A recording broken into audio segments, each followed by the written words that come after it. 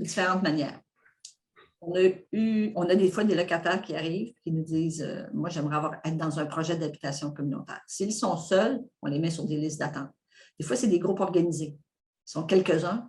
Ils disent nous, on aimerait former une coopérative d'habitation. On va prendre le groupe, puis on verra tantôt comment on travaille avec eux. Mais des fois, c'est aussi un élu dans un arrondissement qui va téléphoner pour dire on a telle problématique sur telle rue.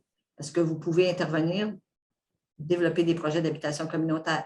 On a des promoteurs qui nous téléphonent, qui disent « Moi, j'aimerais bien faire un projet en partenariat avec vous. » On a des vendeurs qui nous disent « J'ai des immeubles à vendre, est-ce que ça vous intéresserait? » On a des organismes communautaires qui disent « On a des besoins pour les aînés. » On a des groupes qui disent « Moi, je répondais à des gens qui avaient des problématiques de santé mentale.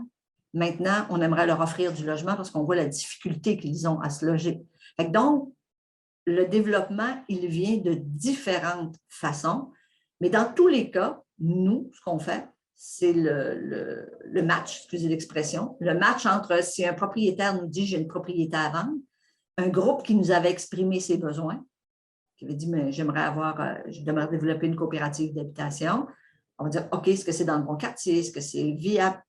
Nous, notre rôle, c'est à partir de l'expression du besoin, peu importe sa source, c'est de voir à le matérialiser dans un projet d'habitation concret. Donc, à partir de ce besoin exprimé-là, on va accompagner le groupe, le petit groupe qui s'est présenté. Puis si le petit groupe ne s'est pas présenté, bien, des fois, on va faire des assemblées publiques pour dire, nous, on peut développer un projet d'habitation communautaire dans tel secteur. Qui est intéressé à en faire partie? On va avoir ça. C'est quasiment donc c'est de l'appel c'est presque de l'appel public à rejoindre un projet émergent, mais que pour qu'il ait une taille suffisante ou viable ou ainsi de suite, vous êtes même amené à en faire la publicité quelque part pour que plus de gens rejoignent la future coopérative. Exactement. Puis, et aussi pour faire en sorte que les projets communautaires ne sont pas fermés sur eux, que c'est ouvert à toute la population, que tout le monde sait qu'il va y avoir un projet d'habitation communautaire et que tout le monde puisse se mettre ou sur une liste d'attente et signifier leur intérêt. Donc, il y a différentes méthodes pour développer des projets, mais dans tous les cas, nous, on va accompagner pour faire en sorte qu'à terme, les gens sont dans leur logement et capables de le gérer de façon autonome. Et est-ce que votre accompagnement, donc, il est vraiment, si je comprends bien, totalement multiforme en fonction finalement du projet, de par là où il arrive, de qui vous sollicite finalement. Mais est-ce qu'ensuite, ça va porter également sur, par exemple, la localisation du projet en question, le type d'habitation, comment finalement s'articulent les demandes des personnes, des futurs habitants, et vous, votre rôle de conseil, parce que vous êtes aussi là pour les orienter dans les bons choix, j'imagine. Si on prend par exemple un groupe, on a un noyau de base qui dit « Moi, je voudrais former une coopérative d'habitation ». On leur demande leur capacité financière, on leur demande la localisation, la grosseur qu'ils aimeraient de leur projet, leurs besoins. Puis à partir de là, on va dire « OK, vous voulez être dans tel secteur, on va chercher le site ». Et là, le site, ça peut être pour une construction neuve, ça peut être pour une rénovation ou ça peut être pour un recyclage. Mais quand on a un noyau de base, il faudrait que le bâtiment soit vide parce qu'on ne videra pas des bâtiments occupés. Et généralement, on va aller plus vers de la construction neuve ou des bâtiments existants qui sont industriels ou religieux ou avec d'autres vocations qu'on va transformer.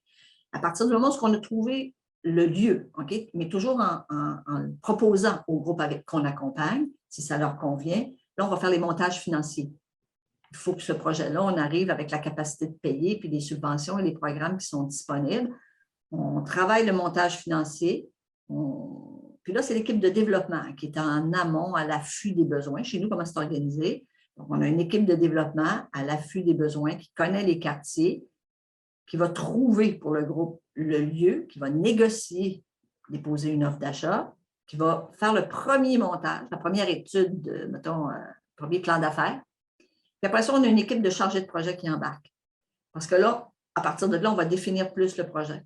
On va coordonner des architectes, des ingénieurs, l'ensemble des professionnels pour réaliser le projet d'habitation. Donc, les chargés de projet vont coordonner l'ensemble des démarches, mais toujours en se référant au groupe qui va être le futur propriétaire et occupant. À cette équipe-là, on joint une équipe de formation qui va donner l'accompagnement, la formation pour que les gens soient capables de gérer de façon autonome leur propriété par la suite. Et comme on reçoit du financement gouvernemental, on a une équipe qui fait l'administration des prêts, des subventions, qui fait la reddition de comptes.